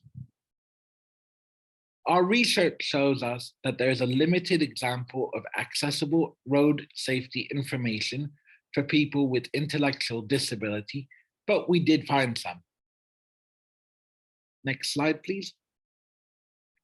This is an example of easy to read road safety information. This comes from Safety Circle, a UK project aimed at helping people with intellectual disabilities to be safer on the roads and walking. This is a good example of accessible education material that is considering the needs of people with intellectual disabilities. You can find the full text on the link of the presentation. Inclusion Europe would like to see more projects like these across member states, but also for general road safety information to have easy to read translation. Next slide, please. Before I finish up, I leave you with some useful links about easy to read. I believe this presentation will be shared with everyone, so you can access these links. Next slide, please. This brings me sadly to the end of the training. I hope you have learned a lot about what is easy to read, how you can create easy to read road safety information. I really enjoyed sharing my knowledge today. If you have any questions, I will happily answer after this presentation, or you can email me on the address on the screen. Thank you. Thank you very much, Sofiane. That was very interesting. I also hope that a lot of the participants here learned some more about how they can make road safety education more inclusive. And I also think if they have any interest in, for example, collaborating with Inclusion Europe, that they can also always contact you so that we can create some more projects for the future. Isobel, are there any questions for Sofiane? Yes, Sofiane, somebody suggests that you need to make an approach to the LEARN project, which is coordinated by the European Transport Safety Council. It is focused on safe and sustainable mobility child education. Jesus van Mafre can put you in contact with the project. Adriano is putting a very large spreadsheet into the chat, so I'm not going to explain this. So I'm going to go to another question, so you definitely can have a look at that specific question because it is a quite long one. Are you sure that the link gives us the possibility to download the materials? Is a question from Adriano. Yes. Yes, that's Jaco asks, it's a quite long question, Sofiane, so I'm going to mention it. When people are asked why they don't cycle, the most common answer is safety and concern about other traffic. Education is no substitute for a safe and attractive cycling environment. Is there any research evidence that training can get reluctant and uninterested people to start cycling and continuing cycling after training? I don't know. Okay, no problem. Then we go further to some questions. Does the guide cover the website also? Is your guide also covering the website? Yes, it is. Yes, thank you very much. Fernando from Spain, good morning. My question to all the speakers is, if you had to choose a vulnerable user to work on road safety education and road safety in schools, which one would you choose? Wheelchair users. Wheelchair users. Wheelchair users, of course. Michaels is putting the question, which travel modes can use people with intellectual disabilities? All of them. The buses, trains, airplanes, taxis, all the modes of transportation. Yeah, some people are able to bike. Yeah. Some people are able to bike, and some, I mean, for me it's difficult because I don't have enough power in my legs to use a bike, but I use a wheelchair to get around. Okay, David is saying congratulations on a great presentation from Inclusion Europe to remind us how to address these themes. Huge opportunity to advocate this. Lorian is asking, have things improved the last few years?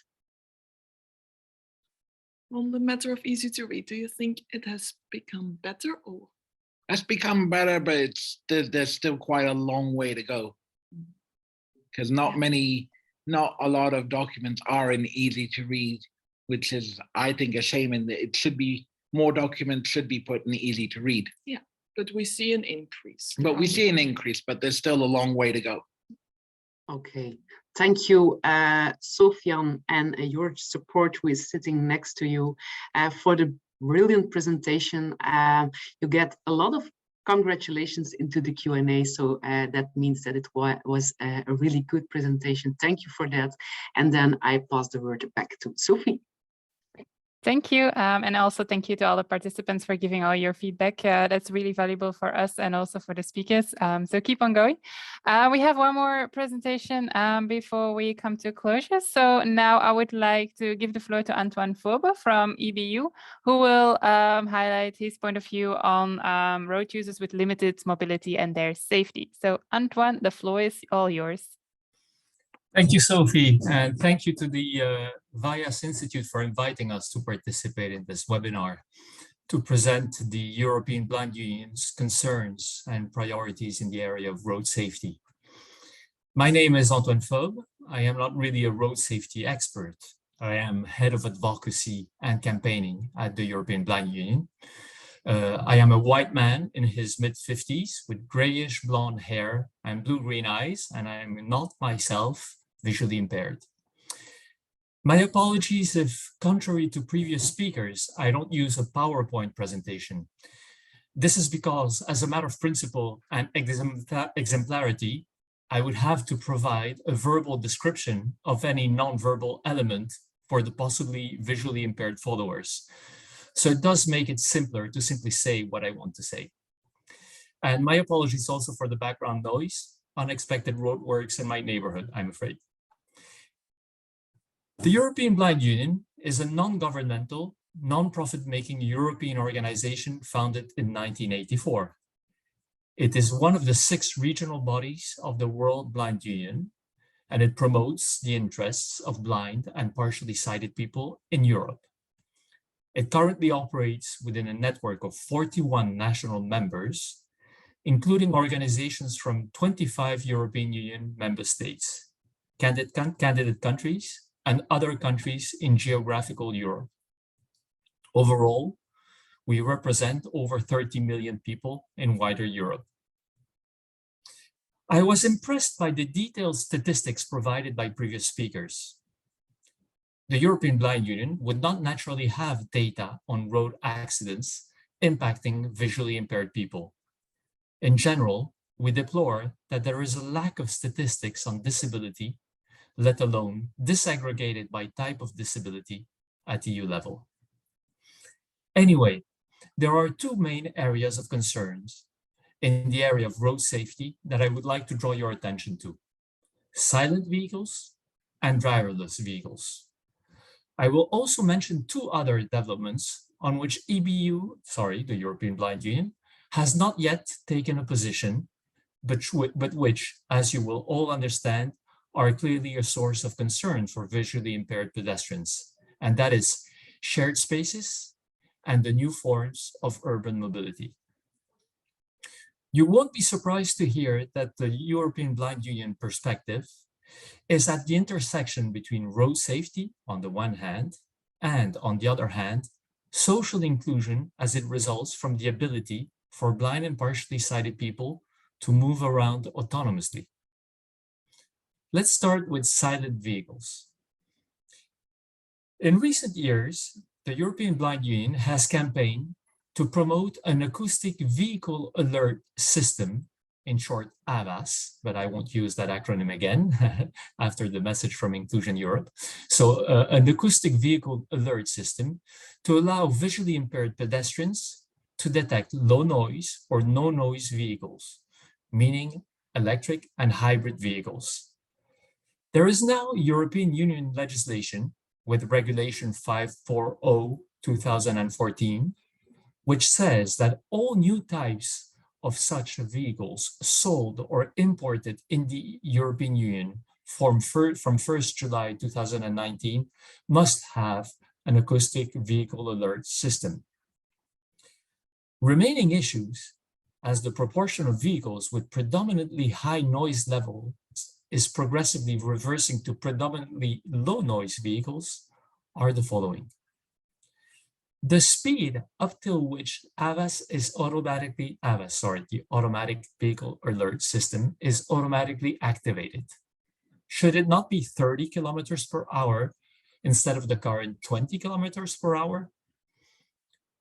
The type of sound for the alert system, which should be as uniform and recognizable as possible, and its sound level, which should adjust to different surrounding noise context and offer a better perception of acceleration and deceleration. Another issue is the possibility to use a pause switch, and this should be banned.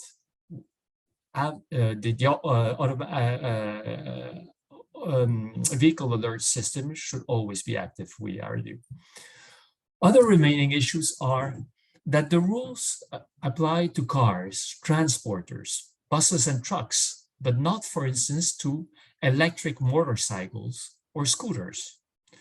And that there is no retroactive application to the many electric and hybrid vehicles already circulating before 1st July 2019. This last remark illustrates the danger of not anticipating the needs of visually impaired people. This consideration about anticipating leads me to the second area of concern, driverless vehicles. It is generally agreed that by 2025-2026, driverless vehicles, also called connected autonomous vehicles, will be present on the roads of Europe. This is a new challenge for visually impaired people, and the European Union legislator needs to anticipate their needs with a single set of rules and systems European Union-wide. In a recent position paper published in the framework of the EU Mobility Week 2022, the European Blind Union makes the case for addressing early the needs of blind and partially sighted people as vulnerable pedestrians. To name just one example, the technology should be able to recognize a white cane and to adapt the vehicle's behavior in consequence. We also argue that the needs of visually impaired people as users of driverless vehicles should be built in the technology by design from the start. Indeed, like any IT development, IT information technology, so like any information technology development, driverless vehicles represent a potential progress for the mobility and inclusion of visually impaired people, but only insofar as their needs are addressed. Otherwise, on the contrary, it will only exclude them further. This is particularly true if considering driverless vehicles in public transport, which is already a reality in many urban metro lines. For details, I refer you to our position paper of September 2022 on driverless vehicles, which I will share with the organizers in follow-up of this meeting. But you can find it on our website in the section Publications and Resources / position papers. I will now move to the issue of shared spaces.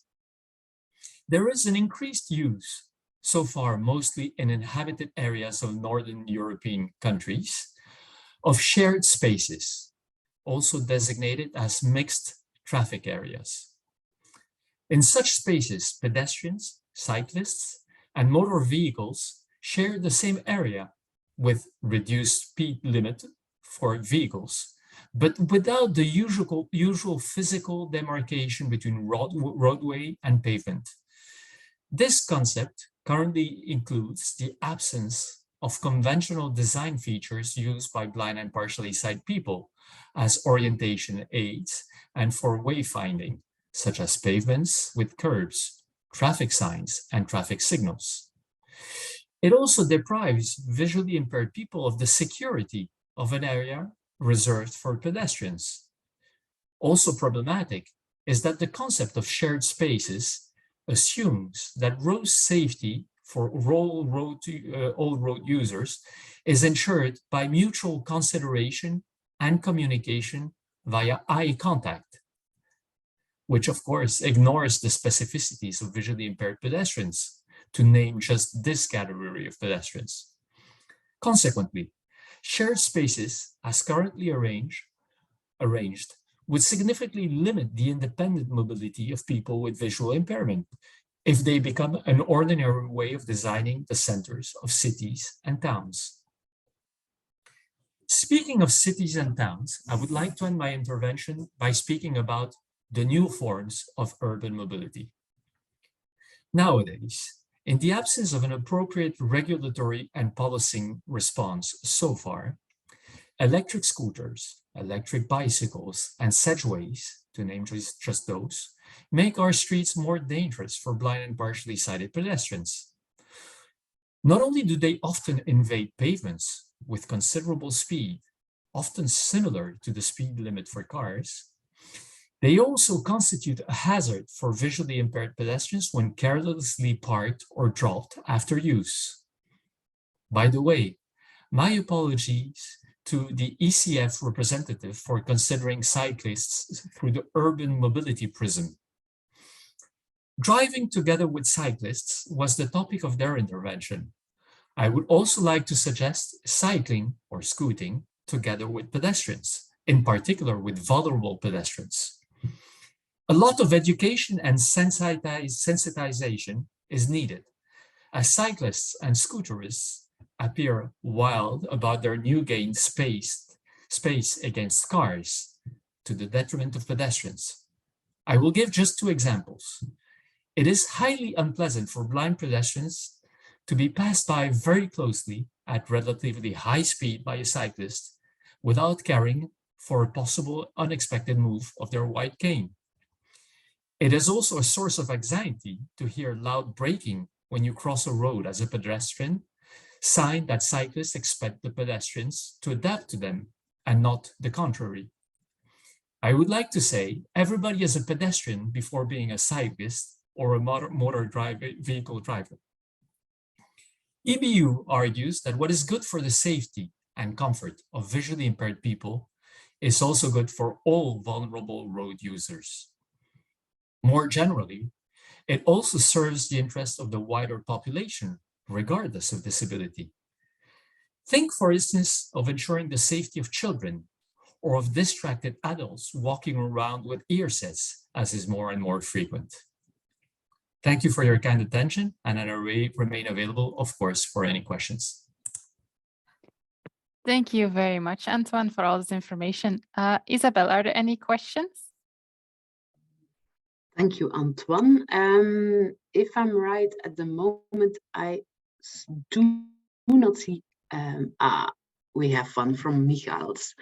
Antoine, what do you think about development of personal devices for visually impaired people which could communicate with the traffic infrastructure and the vehicles?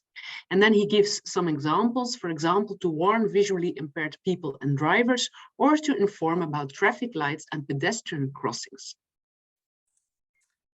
I very much appreciate this question because, in fact, many people associate blind people or visually impaired people in general with people who would prefer not to use the new information technologies such as smartphones, for instance, or other electronic devices.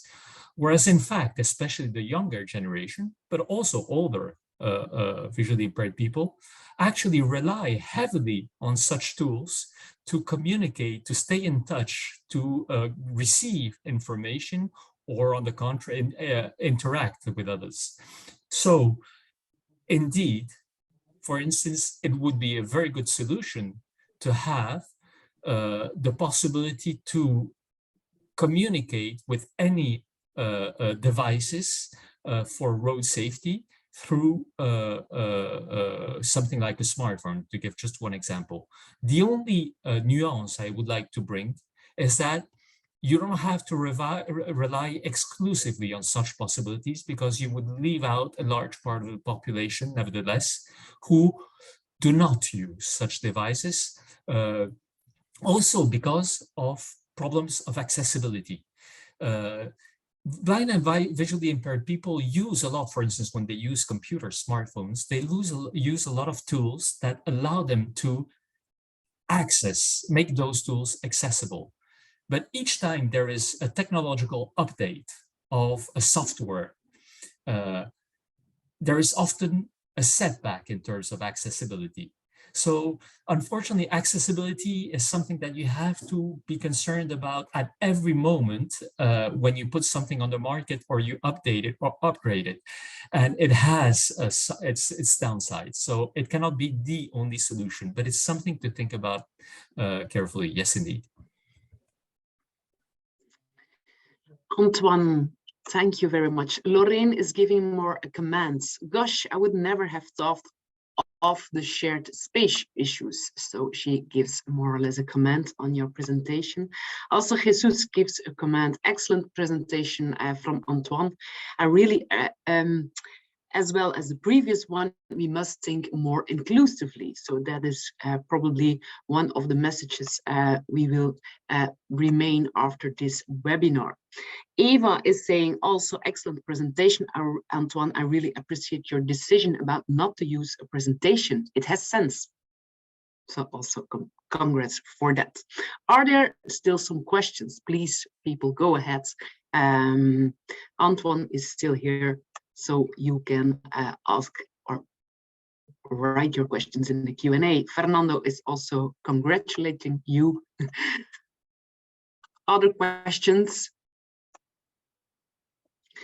Okay, Antoine, then I propose we thank you very much for your excellent presentation, and we go back to Sophie. Thank you very much, Antoine and Isobel. So before we close this webinar, I just want to have your attention for 2 more minutes because we want to highlight 2 new updates about the Charter. Let me just quickly share my screen. Here you go. So you probably already received the information that we opened the call for the Excellence in Road Safety Awards 2023. So these awards, or the application, is open until the 26th of May. So you still have some time. So if you have any interesting projects about road users with reduced mobility, fitness to drive, data in road safety, or research, road safety in the e-commerce sector, or urban road safety, we really motivate you to submit your project for the awards. This is an excellent opportunity to receive recognition from Europe, from the European Commission, on all the work you're doing. Not only if you win an award, but we also want to highlight that even if you do not win an award, we take into account all the applications. We often contact these people afterwards for giving a presentation in one of the workshops, or, for example, to write an extra piece on your project to give some more information to the members. So even if you do not win the award, you still get a lot of extra visibility. So this is something that can be very important for your project. Also, if you, for example, maybe do not have a project right now in one of these categories, but you know of some other partners who would be interested, also do not hesitate to share all this information, because that is what the Charter is for. You will also soon receive an update about the award ceremony that will take place in October, where you will be able to then discover all these interesting projects. If you enjoyed the webinar of today, we would also kindly invite you to already write down the following date in your agenda. On Thursday, the 25th of May, we will have our next webinar of the Charter. Here, this will be a completely different theme, but nevertheless a very important one for road safety. We will go some bit more in depth in post-crash care and how we can save lives with this topic. So write this down in your agenda. You can already find some information on the Charter website, and we will soon also communicate the detailed agenda with you. So I would like to thank you once again for participating in this webinar. I hope you found it interesting, that you discovered some new information and some new ways in how we can make road safety more inclusive, and how we can work all together towards Vision Zero. We will share the information, all this information with you in a couple of days, so that you can revise all the information and that you can contact the speakers if you have any more questions. And of course, you can also always contact us via the help desk if you have any questions, or you can contact your national relays if you have some more national related question. So thank you once again, and have a wonderful afternoon. Bye.